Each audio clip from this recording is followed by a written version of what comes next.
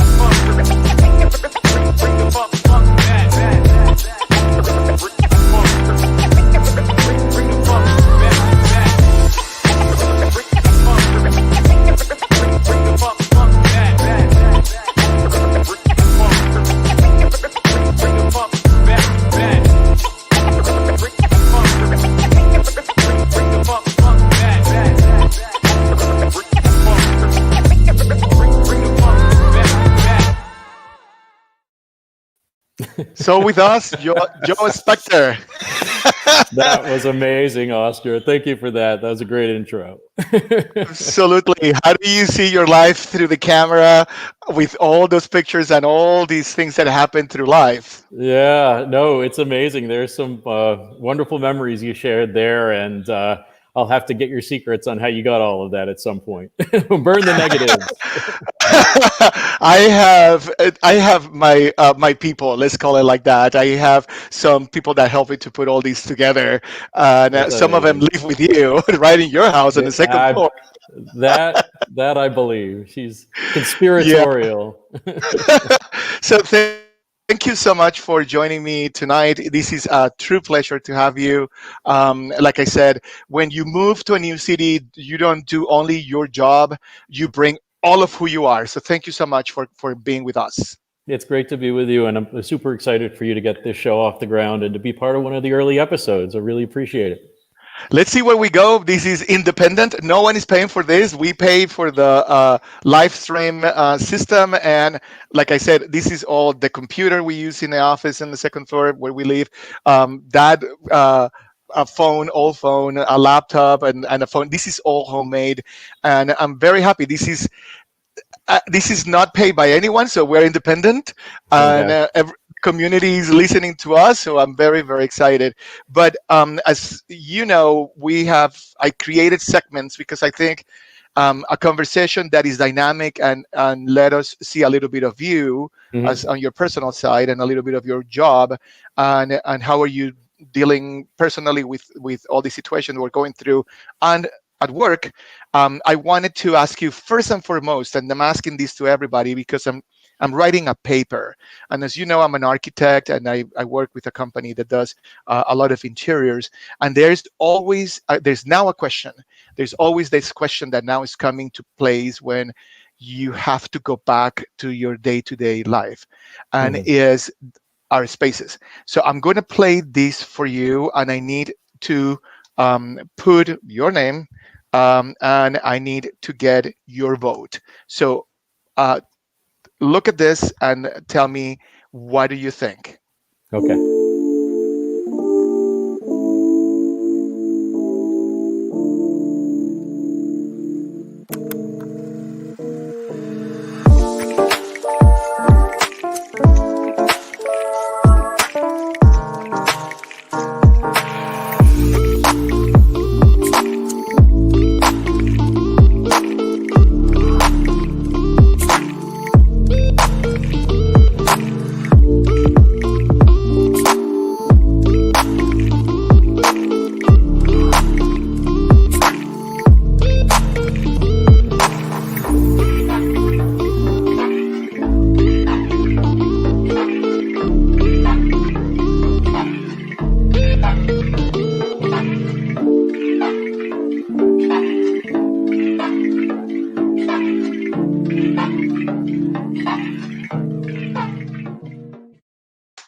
How about that?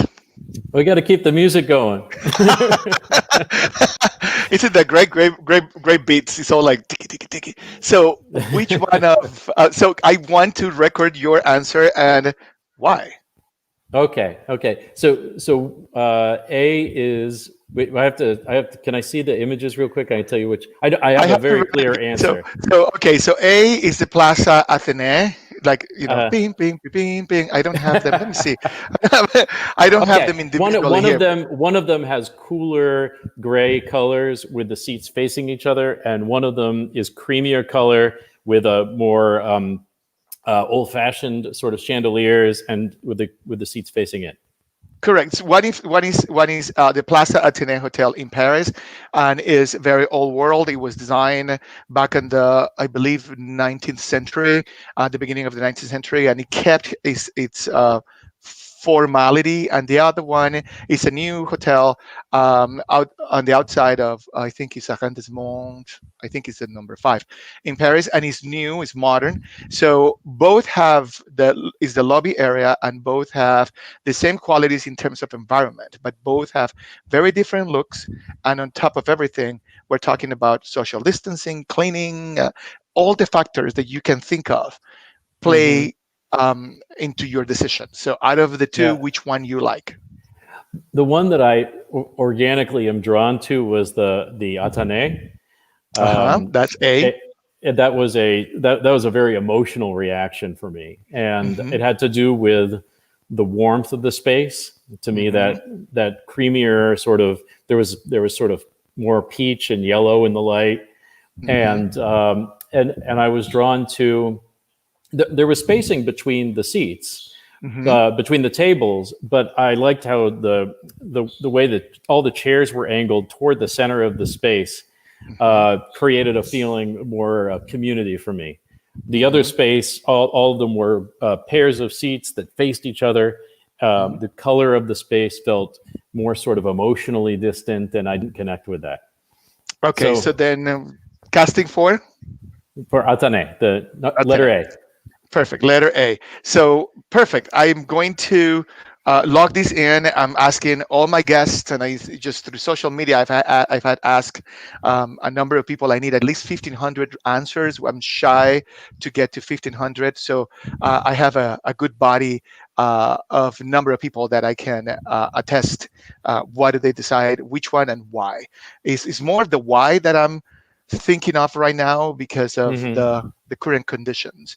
But Yeah, sure, yeah, imagine. I mean, we're all like scratching our heads, like, how are we gonna go back to the community? sure. But I just wanted to, first of all, and before we continue on, I wanted to play something really quick for you, so you can tell me about. Actually, no. Before we do that, I have some surprises from you throughout the hour. So tell me, how has it been moving from Austin to Arizona? Austin to Arizona was pretty organic for us. The Hmm. bigger move when we moved from New York City to Austin in 2012, that was a very big cultural shift for us. I had been living on the East Coast my entire life, New York, Boston, Philadelphia, Miami. So to go from an East Coast, major East Coast city to Austin, Texas, where there were a lot of New Yorkers, but the vibe was just completely different. That was a big jump for me, but it was also a big jump for Katie, who had been in New York for a long time at that point. Um, Coming from Austin to here was actually pretty lovely. Although I moved in the middle of the summertime and came right into the hundred and teens heat wise. Um, Apart from that, the welcome here of the community was so warm. People were so welcoming to Katie and the girls, which is immensely important to me because I work a lot. I work long hours. I love my work, but when I'm not here with Kate and the girls to be with them and share quality time, I want to know that they're living a really full and enjoyable life. And Arizona has provided that in abundance for us. So, being the president of the Arizona Opera when you landed here, I can imagine the body of work that is being developed in Arizona around the world of opera. What have you landed and you're thinking in front of the board, in front of the staff? It's like, I need to ignite this. I need to raise the volume of this. Mm-hmm. How do you create the plan? Did you have a vision already before you moved here? No, and that's by design. Mhm. I really think that with these kinds of endeavors, the best work happens when people work together and think together. And I think that my mother-in-law, Linda, said once that painters paint because they're trying to solve a problem. And I think that anyone that comes in to run a nonprofit organization is trying to solve a problem. And I think the problem we're trying to solve in general is how do we achieve the highest level of service possible. I think there are people that just intuitively know that going straight into a situation, but I find it so much more rewarding to do that as part of a team, working together with your staff, working together with your board, talking to people in the community, because from that sort of concept of UX, user design. How do you know what product is right? How do you know what kind of organization you're supposed to be without being part of the community in a conversation? So I would say, to the extent I had any plan coming in, it was that I was determined to work together with people to figure out where the opera company was, build a vision together of where it could be over a period of time, and then just start moving forward. And then having that creative mind with that administrative mind, where do they merge? How do they just like become one? Well, I think that, to the extent that nonprofits generally, and especially now, are organizations that require resources for the community, that we have information that can tell us a little bit about how we're achieving that goal or how we might achieve it better. And so I think the merging is, what kind of art does this organization need to produce? It relates to what kind of excitement can you build? Because I think the financial resources flow into an organization that can build a vision for a future of a community. And so that's where business and art intersect, for nonprofits, especially because we are service organizations. And Yeah, if we are serving correctly, then the business metrics look good too. yeah. I wanted to perhaps um, let you know that we were fans of the opera, Gary and I just have to speak in first person because that's who you're talking to right now. But we actually love the opera, and um, I don't. I think I had at some point when I first moved to Arizona, I think I purchased tickets to see Carmen, and it was played at the Phoenix Art Museum. Mm-hmm. Okay, my God, I just dated myself. This is 1998 when I first moved here. So, but I've seen a tremendous change on the Arizona Opera with productions that they are in incredibly wonderful quality. I'm going to Mm-hmm. show some of the images of Arizona Sure. Opera. There's our Marriage Uh, of Figaro from a season or so ago. Yeah. yeah, incredible productions, and some of them are groundbreaking. Daughter of the Regiment, Donizetti. That was fantastic. We also, um, I think it was recently, I can't remember how long you guys moved to your own building on Central North of McDowell, right in front of the Phoenix Art Museum. 2013. Yeah, 2013. 2013. So Mm-hmm. so basically, this is all new to Arizona, having its own building and creating. Oh, who's that? Okay, that was an interview. Sorry, just got it, this got it right here. And Yeah. you got with Mayor Gallego, which I really appreciate. This is actually one of the pictures that I used for the screening, Yeah, which I was saw that. the bus. Tell me about this picture. That was a visit to Chicago, actually, and I think anyone that works with me will attest to that. I believe in taking your work seriously, but not yourself. So that photo was just evidence of that reality. Very cool. I love that photo. So we have I have full other imagery that it just looks very cinematic. I mean, I have to admit that the Arizona Opera had created these incredibly cinematic productions, and I love Yep. this one. Yeah, this was Das Rheingold. This was the 2017-18 season, and a very cool thing about that production, and it relates to Riders of the Purple Sage, which was the piece by Craig Baumler and Stephen Mark Cohn, with the artwork of Ed Mell. We were able to do that production of Das Rheingold with the use of this beautiful 1,300 square foot LED video wall that we were able to purchase through a generous grant from the Virginia G. Piper Charitable Trust. And that cinematic imagery that you saw back there was thanks to that video wall, which we still continue to use. Well, I know that so you have the video wall, which is something that you didn't have, and I am a fan of both what is created with your hands as a set designer and what is created with technology. Remember that on my early days, I used to do set design in Europe as a side job. So I love the fact that we have both. But you just mentioned Riders of the Purple Sage because I think we conquer something incredible in Arizona, have Ed Mell to create all these incredible backgrounds and all these fantastic imagery of Arizona that Yeah. were part of this particular performance, this particular And production. such an incredibly humble artist too, just wonderful to work with, a gentle soul, but also very passionate about his work, and didn't hesitate to share with us when we could get something a little better on coloration, because that has so much effect on the impact of the artwork in the theatrical sense. I also want to give a kudos to Greg Hirsch, who's our director of production. There was Billy Joe and Judd, our good friends Billy Joe and Judd. It was Greg's idea to use a video wall to bring Ed's work to life, because of the vibrant colors and light that's possible relative to a regular projection. We didn't use a regular projection screen, and it gave us an ability to create a much more, I think, potent visual aspect for our show.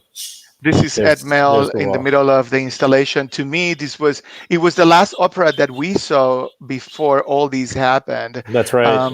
It was the last weekend. Yeah. It was the last weekend, and after that, we went into shutdown. So I think is it coming back? Is it going to be played again? I mean, hopefully when everything restarts, because this is beautiful.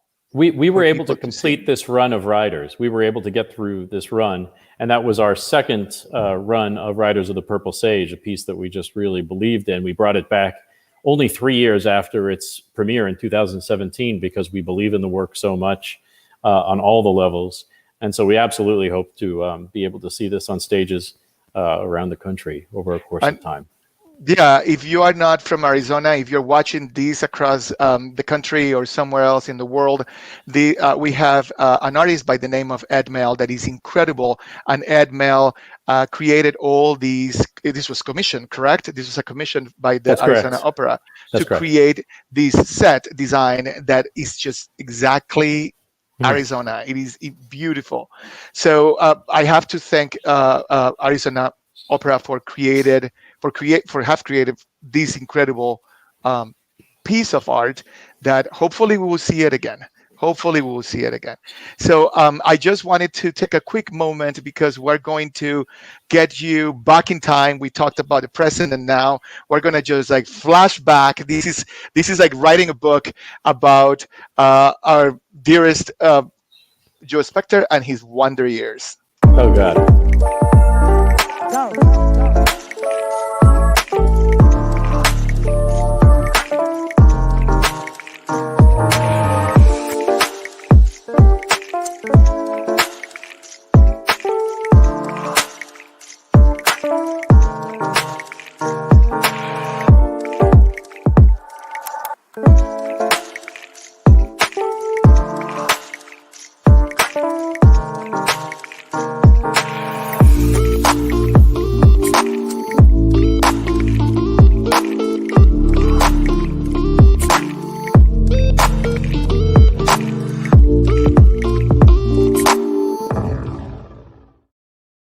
That's a retrospective. You like the music that I picked for this, right?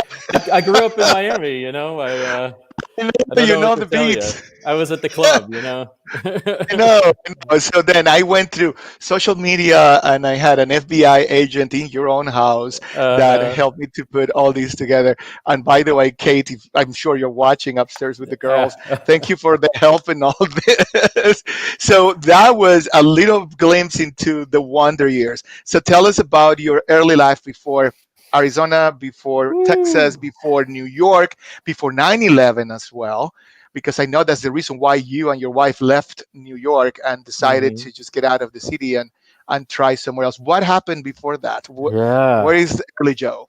Well, I was born in Maryland, Columbia, Maryland, and I lived there until I was about 10. And we moved to Miami, Florida, where my mom had a new teaching position. She was a business professor.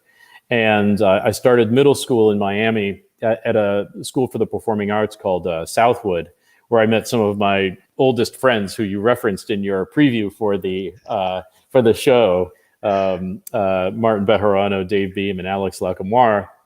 And we all remained friends and went through high school together as well.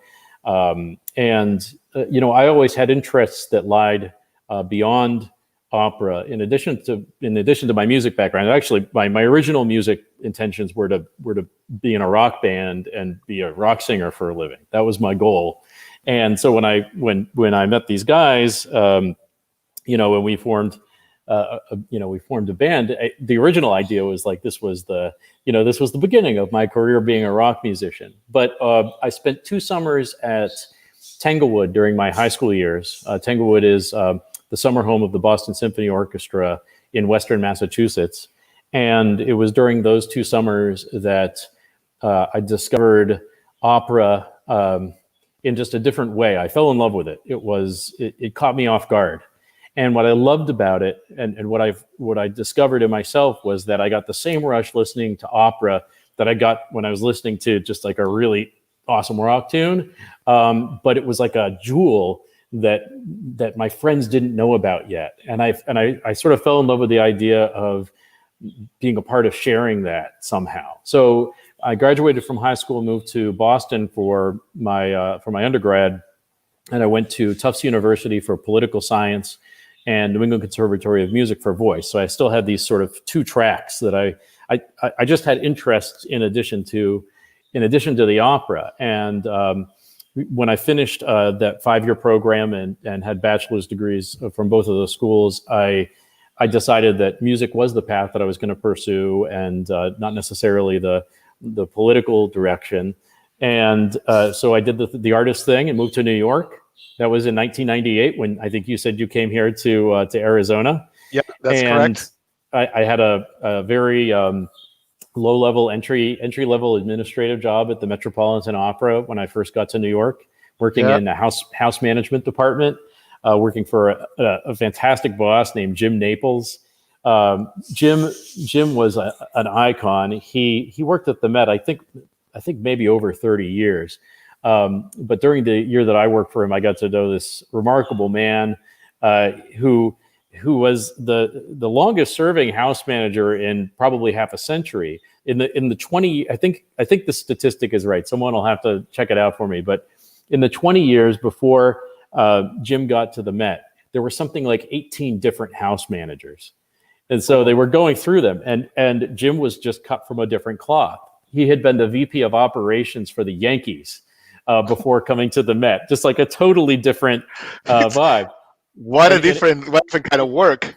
Yeah, and the Met is a place of art, and everyone's dressed in somewhat artistic garb. But Jim Naples was every day in a double-breasted suit with a tie, and he had this perfect Magnum PI mustache. I loved Jim. And I think part of my understanding of management just came from sort of watching this guy who had to be a little bit tough to be able to manage a very large department at the Met. It's hundreds of people that work for that department. This is a rock and roll guy. Like, he wanted to sing on a rock and roll band, and wanted to wear neon baseball cap, green neon baseball cap. Oh my God, neon baseball cap. How did you hear about the neon? You didn't get that from Kate. Because I have some special people. Hold on, let's see. They are knocking on the door.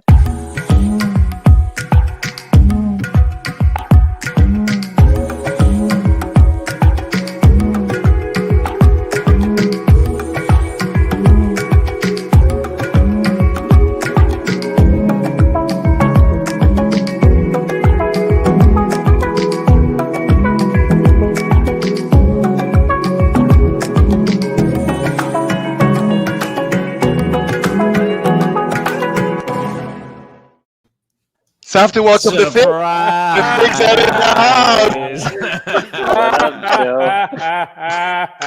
house. So for those of you watching, Alex and David today. Joe, this is your crew. Wow. So I'm going to step out so you guys can talk about all your lives, what happened, what's going on. So I'll step. This is where my career comes to a screeching halt, I think. I was just gonna say, this is a good way to get you fired pretty quickly, man. Hey, listen, it was good while it lasted, guys. I can't complain. Well, you guys are staying up late, man. 11:30. Thank you, guys. I had a cup of coffee. I'm good to go. Of course you do. Of course you do. That's amazing. That's right. You guys are on the East Coast. So Martin sent me a message with an anecdote. I just wanted to hear from Martin, then David, and then Alex an anecdote of the early life of this rock and roll man. All right, Martin, you're up, buddy. Where do we start? And Martin, I know it's you with the green cap. I know it's you. Oh yeah, of course. I sent him a little picture. I wanted him to flash the picture of the green cap on the stage, but hey, listen, guys, I'm drinking a Cuba Libre for you guys. I don't know. Yeah, dude, perfect. So we heard you had black beans to eat tonight too. oh yeah, exactly. So black beans are typical of Cuba. So Martin, the baseball cap is in the background. I will have to like remove everyone so we can see it. Hold on, I'm gonna remove everyone.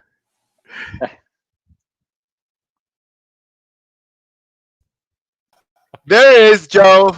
That's a That's good. for That's a you. good looking cap. That's a good looking cap, man. I gotta So get a new Martin, cap. tell us about the cap and the reason of the cap.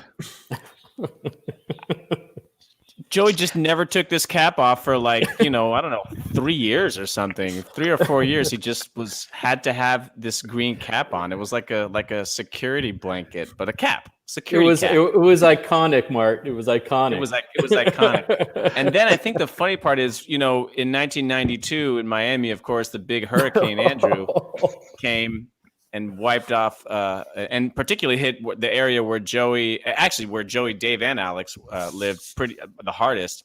And then I'm probably getting the story wrong, but didn't in the rubble of parts of your house or something they found the green cap? No, you know what it was, or something. That green cap. So we had that pool where we shot Augie my doggy.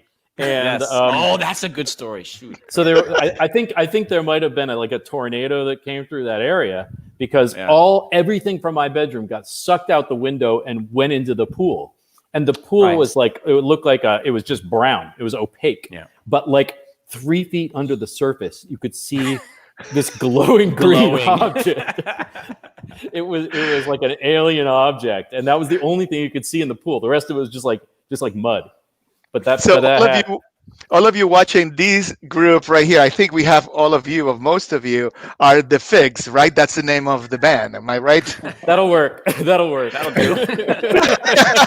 Out of different names, I can imagine you guys went through. So how did the band started? And if you guys have any anecdote, like I said, perhaps Martin can start, then David, and then Alex can give you just something for Joe or Joey. Now I learned Joey.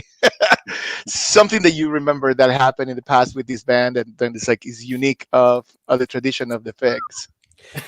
I mean, I guess it goes back to, I think it started when David, Joey, and Martin started to make kind of random improvised videos, back when having a video camera was all the rage, and you guys would start to make kind of avant-garde films. And then you spent one night actually recording improvised music. And I wasn't there that first time, but I heard recordings of stuff that went on. I'm like, that sounds so classy. It sounds so classy when you say avant-garde. That's so much better. But what I love is that it became a tradition for us to get together, pull an all-nighter, and just try to come up with an album's worth of material. So go ahead. Sorry. No, I was just going to say we dubbed it Big Palooza. That was the best. Going over to my house and having a day to just come up with an album. Go ahead, Joe. And it's important. It had to be at Martin's house because they're the only ones that would let us stay and play till 3 or 4 in the morning. Yeah. And Martin's dad would come out and yell at us every couple of hours. So David, I want to know, David, what happened with the band? What happened with the band? What happened with all of you? How long did it last, and what happened? Wait, I'm confused because it still exists. It still exists. We're not done. We're not done. World domination, hard work. What were you famous really for? big in Europe? Yeah, what were you guys famous for? Wow. Well, there's probably the lowest number on the chart ever in recorded history. I think that the one thing that since this is about Joe, I will say he's such a wordsmith, and of all of these songs, the one kind of thing that is carried through in the history of our group, the legacy of our group, is that Joe really has contributed so much lyrically, and I think that's the best part about him. And he's not just talented musically, but lyrically as well. And I think that's one thing that we've always we've all kind of fallen into these sort of roles in a way in the band, and Joe's always been the wittiest of us all to come up with great lyrics. For sure. And the most vocally versatile. Like, Joe will sing on one song. We'll have opera Joe on one song, like rapper Joe on another one. Yes. We have had opera Alex. I mean, you want to talk about career destruction? Let's get you on tape with your operatic career. This is so funny because I was trying to get some anecdotes and some history or stories from the past, and then Kate went like, Oscar, you have to talk to Martin, or perhaps you have to talk to David, and then perhaps to talk to Alex. But I just wanted to take the opportunity to say thank you to your friends, thank you to the Fix. This is incredible to have them. It's a great surprise. I just wanted to give you a little vision to the past, and I just want to say thank you to the guys. We have only 1 hour. We're about to Jesus, this is going really fast. There's a lot that I want to cover with Joe about his current work and what is coming within the era of COVID. So I wanted to thank you first of all for being up so late. And last words from each one of you. Last words, because I want to hear it here, like live. Joe, we love you. Yeah, man. Yeah. Love Joe you is guys. one of the greatest human beings I know, and deserves all the success he's getting. Thanks, guys. Thanks for doing this. Yeah. It really means a lot to me. Thanks for making this happen, Oscar. Thanks, guys. Thank you, Oscar. Absolutely. Such a pleasure. Thank you, guys. Thank you so much. See you soon in Miami. Yeah. 305. 305. Jump to a day in the life of Joe Specter. All right. Thanks, guys.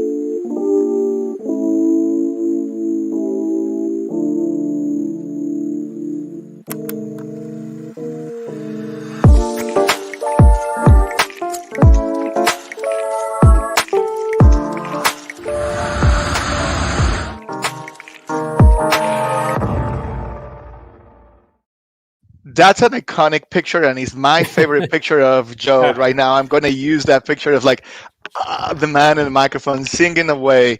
So I decided to put this segment a day in the life because we all had, before I started to put all these together, I wanted to talk about a regular day, but now our lives have changed. So why don't you walk us through a typical day in your life? Well, one of the wonderful things about running an opera company is that there aren't that many typical days. There's a very rich variety because you're involved, in the obvious side of things, you're involved in artistic planning, but you're also involved with, relationships and all aspects of the business. There's all sorts of, operational ins and outs, and so there's just this amazing variety. There are some things that are constant in my day. In general, I'm an early riser, and I try my best to sort of get out of bed when the sun is coming up, and if I can get some exercise and some meditation in, that's big. Meditation is huge for me. It's been 10 years this month when I started my meditation practice. It's absolutely changed my life, and especially during this time of COVID, to be as not non-responsive, but as non-reactive as I can. That helps me, I think, to be a better general director and a better dad and a better husband. So I sort of have a protected time in the morning where I do that kind of self-care, and then hopefully have breakfast with the girls. When we are starting to reopen the opera office now, so I get down to the office. Right now, I'm doing temperature checks of the week, at 9 a.m. when we get to the office. I saw that. I saw 007 with the with the thermometer in your hands. So it was really funny. Yeah. I mean, we all have to pitch in our own way, and my our CFO Joanne Sarah is on vacation this week, so I get to do the temperature checks, and then from there it really just depends. There is an awful lot of time that you spend in relationships, whether that's with your colleagues and, trying to, figure out what kind of problem needs to be solved, internally. But more often than not, it has to do with connecting with people outside of the community. Because in a normal year, the piece where we're doing artistic planning, it's always got a certain level of activity. And then there are these big spikes when we're planning, an actual season. But once we have that sort of set, there's more of a maintenance sort of level. The rest of the work is figuring out, how you connect that work to people that are here, because for me, the art cannot exist on its own. It's all about, bringing this incredibly beautiful and powerful art form to human beings and helping them to be moved, to escape from their everyday lives, to do something special with people that they care about. And I'd say that in an irregular period of time, most of my time is spent, with people, talking to them about the opera, hoping to, build enthusiasm within them so that they might try it for the first time or might lend financial support, whatever it might be. How can we maximize their interest and either emotional or financial investment in the company? And that is a very constant work. And that's basically in the office. Now you have to do it over the phone or Zoom meetings. I think the times where we used to go for lunch and meet people for coffee and then do a presentation about who we are, perhaps that no longer here for a while, or perhaps it will be like, this is a break. I see it as a parenthesis right now through what we're going through. So how many Zoom meetings do you have a day? On the light side, on the lightest day, I might have 2 hours, but usually it's 4, 6 hours, 7 hours sometimes. It just depends on the day. I can't really complain. We're all doing it. But it's a lot of Zoom for sure. Yeah, it's a lot of this. And I just like the way that I decided to create this is just give it a little bit of a spin to all this, and then, have beautiful backgrounds of the desert or kind of like create a momentum. And that's that's the reason why I create those curtains. So we can see a little bit of the spirit of the person. So, and I know that before, like I said, we used to go to the hall, to the symphony hall or to the Herberger Theater. Now I think we all move into the virtual world. What is the opera doing right now within the virtual world that we all can enjoy? If you can walk us through quickly of what is been doing, what are you guys doing, what has been done? Sure. So we talked to a lot of people in the community before we made our plans for this coming year. And, what we heard clearly through those conversations and also through national polling and polling of our own patron base was that people weren't ready to come back into a theater yet. And right now, you can't even gather in large numbers in an internal space like that anyway. But there was a lot of comfort level relatively to attending live performances outdoors with social distancing, people wearing masks and so forth, and also enjoying really high quality digital content of opera material. So our season this coming year is sort of merging those two worlds: live outdoor socially distanced performances, which begin on October 2nd with our Studio Spotlight series. That's members of our Marian Roos-Pullen Arizona Opera Studio, which is an incredibly fine, prestigious young artist training program that will perform in both Phoenix and Tucson. The first Phoenix performance, you showed a photo of our plaza there, will be the first performance on the Shoshana B. and Robert S. Tanzer Plaza, named for two very, very dear members of not just the opera family, but the Arizona community at large. And then we'll continue in the new year with orchestral performances, again, outdoors, socially distanced, and that will feature leading opera singers from around the country with international reputation. And we will stream both of those types of events so that people who don't feel comfortable being in person for a gathering can watch from home. And then we're also creating, we are supposed to open actually later this month, 3 weeks from Friday, The Copper Queen, which is a new opera by John De Los Santos and Clint Borzoni. John's the librettist, the scriptwriter, and Clint's the composer. And that was going to be our second world premiere. And we were very excited about bringing that piece to life with it's a very strong female-oriented story about the most famous ghost of the Copper Queen Hotel in Bisbee, Arizona. And we were very, very excited to bring that story of Julia Lowell to life with an all-female creative team led by the director, Crystal Manich. And we were just so determined to make that piece happen this season that when we had to withdraw from in-theater performances, we said, you know what, we're still going to do this opera, but we're going to create it as a film piece. We're going to use our black box studio, the Witkoff Mhm. black box at the Arizona Opera Center, as a soundstage. We're going to repurpose the scenery so that it fit within that space. We're going to bring in a professional film team, which is Manly Films, who's been our video partner for a long time. Yep, I And know we're of them. Fantastic and group. yeah, Jim Manley, wonderful guy, great team. And we're going to and we're going to shoot this as a film. It's a very intimate story in any case, and the whole opera takes place in one room in both 1910 and 2010.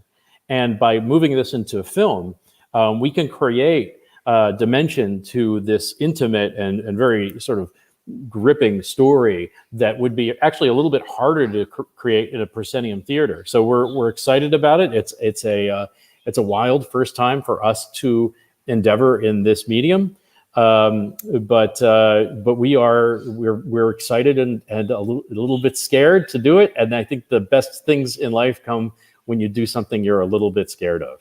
So we're gonna have virtual opera. I remember when I first came to Arizona, I used to go to the Harkins on Camelback and at the Esplanade. I used to go to Harkins at the Esplanade on Sunday mornings to see the Met live broadcast. And then now we're pushed, which is like we're pushed to do all this when all these happen. And now we have to see the live stream. And I just love the fact that we are going to see our own Arizona opera on live streaming this upcoming fall and winter. So I just put down below, if you see that ticker down below, is where people watching can log in and see the latest of Arizona opera. And I'm just so looking forward to it. Truly, this is incredible. We've got some really neat projects that are still in development and that we should be able to announce very soon. So I'll share those with you as soon as we can. There's a lot of creativity. It's happening at Arizona Opera, and in fact, it's happening with a lot of opera companies around the country who are seeking, the necessary amount of reinvention to stay engaged. So it's really, I'm inspired by what we're doing, of course, but I'm also inspired by a lot of my colleagues at companies around the country that are taking this, this very special art form that has been around for centuries and finding a way to connect in spite of all the challenge. Fantastic. And we all in our homes, whoever is going through the discipline quarantine, and those of you that have time and space to support the local endeavors, and one of them is Arizona Opera. We appreciate your support, and we're looking forward to what Arizona Opera is bringing to us this fall and winter, which sounds fantastic. So I am going to change the ticker because the ticker says that send us your question on the chat option. I happen to have questions. So. Okay. Let's see. Someone is asking, I'm sorry, I cannot see the name of the person clearly right now because it goes through a system here that I have to fix next time. How much do you sing a day? I don't have sort of daily number. I think around the house, I chirp here and there most days. But I would say that most of the singing that I do now is for people that are very close to the opera. It's still something that I enjoy doing, but I don't seek it professionally anymore. So I really save it for, just special occasions here and there. I'm not very shy about it. I like to do it, but I also feel like I have passed the baton for the singing part of the career to this next generation very joyously. And so I never want to be seen to, involving myself that way. It's Wednesday night and we're having a little drink at home. So sorry, people, I'm not going to sing. That's basically what he said. Well, you weren't asking me to sing now, I don't think. No. It's just that I'm just reading some of the messages that are coming in. Craig Bombler and Sean Daniels are watching. And hey guys, thank you. I have to have these two people in this show, but I have. Oh yes.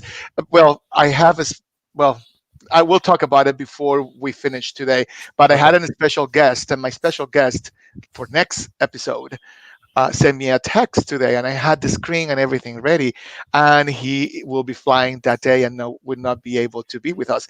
So I would love for you to nominate someone. You can send me their information, and I can reach out to them. Someone, like I said, within the world of arts, or Absolutely. someone that is um, devoted to help the community at a greater level within the nonprofit world. And I will appreciate if you can send me 1 to 3 names, and I present to the names to my committee. That's scary. And That's then a good we'll committee. figure it out. That's a Exactly. good committee. That's a good committee to have. But I wanted to. There's more information coming. My God, you're quite a popular guy. I love this. Or the show is picking up.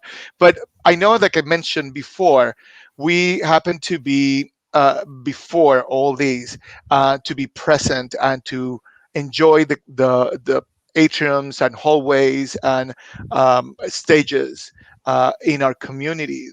Because of all these, we're not able to. But I wanted to take a quick moment to play this for you, because this is just not only quote unquote darling, but it's just fantastic to see. Okay.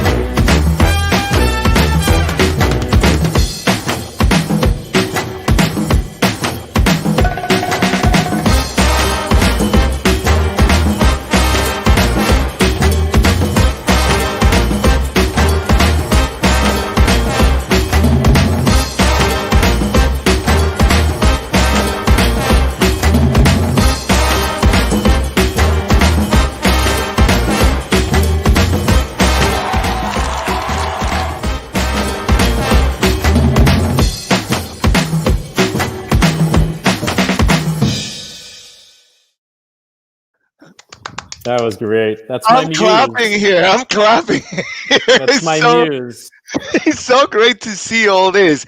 It's so great to see, because I went through all, like, most of your social media, and I always see the two of you taking a picture on the red carpet before arriving to one of the presentations. So what is the tradition there?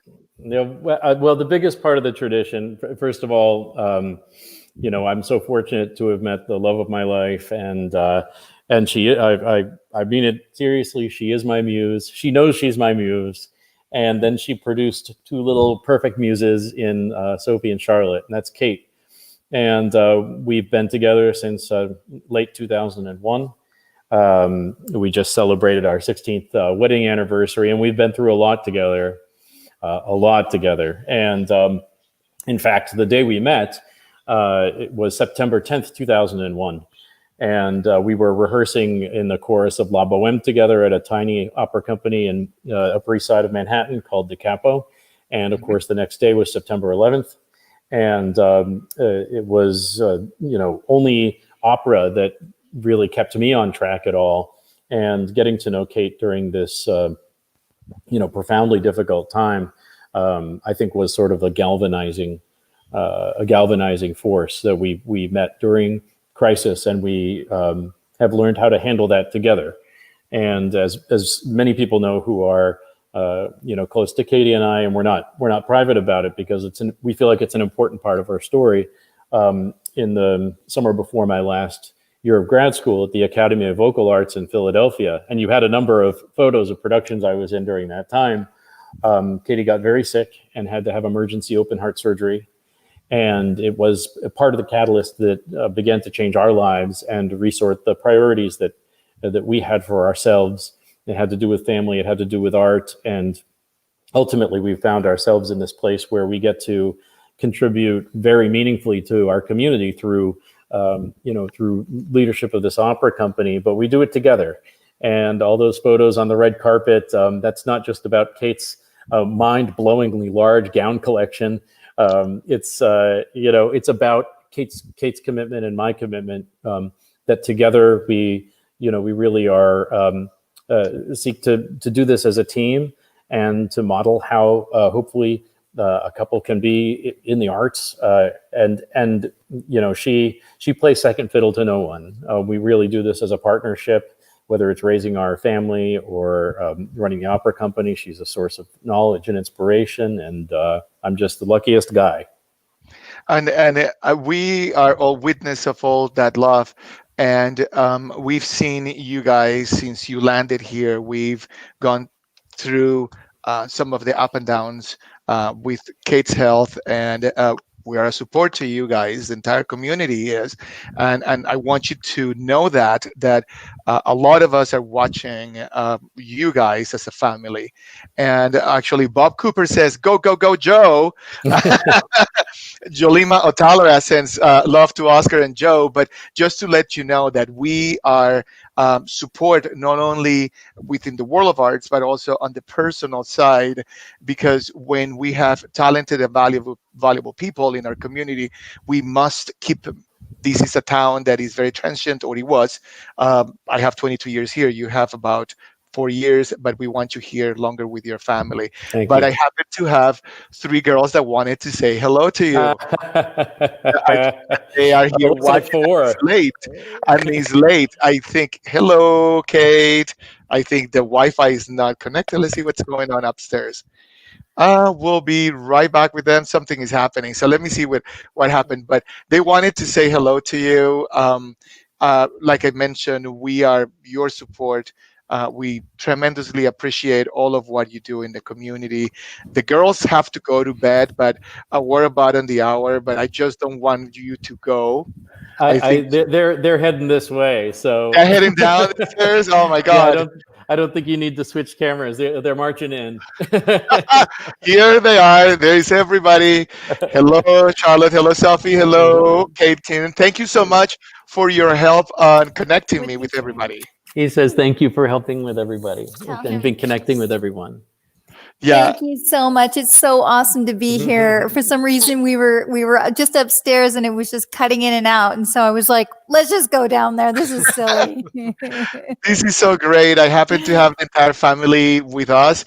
I think I have to make this a little bit longer because an hour is not enough to go through someone of the stature of Joe, let's say. Well, But you know, thank you so much. he is our big daddy. So So I do want to say, first of all, thank you. I wanted to hear if you guys have anything to add to the conversation, because this is basically to all the community that love you and supports you, and the people that are watching from everywhere. For what I see here, there's more coming in, more comments coming in. So I just want to hear some of a message to everybody. I'm going to step well. out, and you guys can send a message. Joe, you can send a message. Well, we just love everybody as well, and thank you so much for just embracing us and accepting all of our, our crazy ideas, and just taking our kids on with open arms. That's really been, I think, the biggest thing for us. The fact that they can be here in this community and be embraced.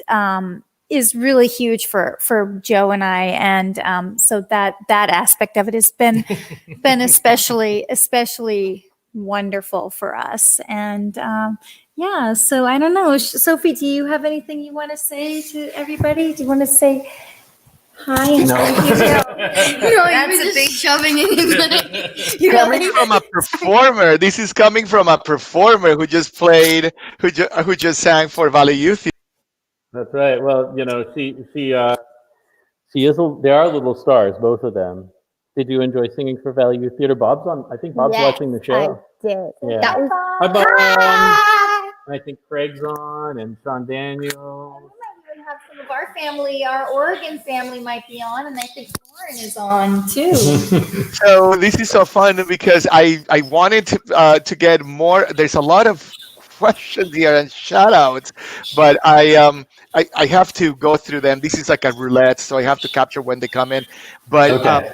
I just wanted to first of all say thank you to you guys. Thank you, Joe, for all of what you do in our community. Thank you to Kate and the girls for being up so late. Tomorrow is a school day, and I wanted to do this on Wednesday night. But this is a special occasion for all of us. And thank you, Joe, for giving us a little more of a glimpse into what Arizona Opera is going to do this fall and winter. I'm going to place again the information, where to get the latest information for Arizona Opera. So those of you who don't know where to get the information, is down below in the ticker. And thank you so much. This was Can a lot of fun. Yeah, can I go say ahead. one last thing? Can I Yeah, have the go microphone? on, go on. Thank We, you. we don't have, like, this is the good of all this. We don't have to pay anyone. We don't have to stay early, like we don't have to close it at 9. You can continue on. Go ahead.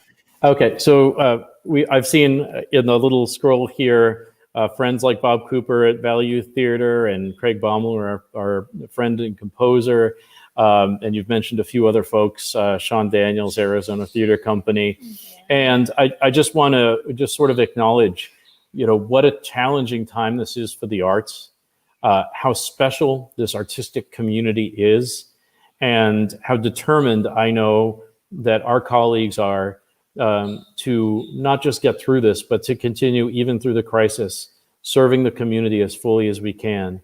And for people that are a part of attending or supporting our arts community, I want to say thank you. You showed Billy Joe and Judd Herberger before, who have not just been supporters of the opera, but have been incredible supporters of Kate in the work that she has done to bring heart health awareness for women. And we're so grateful for those people, and just ask that we all stay together and we all work through this time together, because I really and truly believe that if people stand by their organizations, their art form, this community, that we really can come out of the other chapter, not just alive, but hopefully serving at an even fuller way, these people in this community that we love so much. What a beautiful message, because this is the right time and the right place to say thank you to you and to everyone within the world of arts, because at the very end, we are a family, and whatever happens to the person next door, it affects you. Whatever happens in your neighborhood, it affects you. Whatever happens in your district affects you, and so is the city, and so is the state. So this is the perfect time to hold hands and try to go through these hurricanes, so to speak, together, because this is not going to be easy. But I love the ingenuity and the creativity of the American culture and the Americans as a whole. We're going to go through this one. But thank you so much. There are some messages that I will send you later. Remember, you will be that person who will tell me who the guest is for next show. You got Oscar Talks, Oscar Talk. So thank you so much. This is Oscar Talks, Oscar Talk, another night.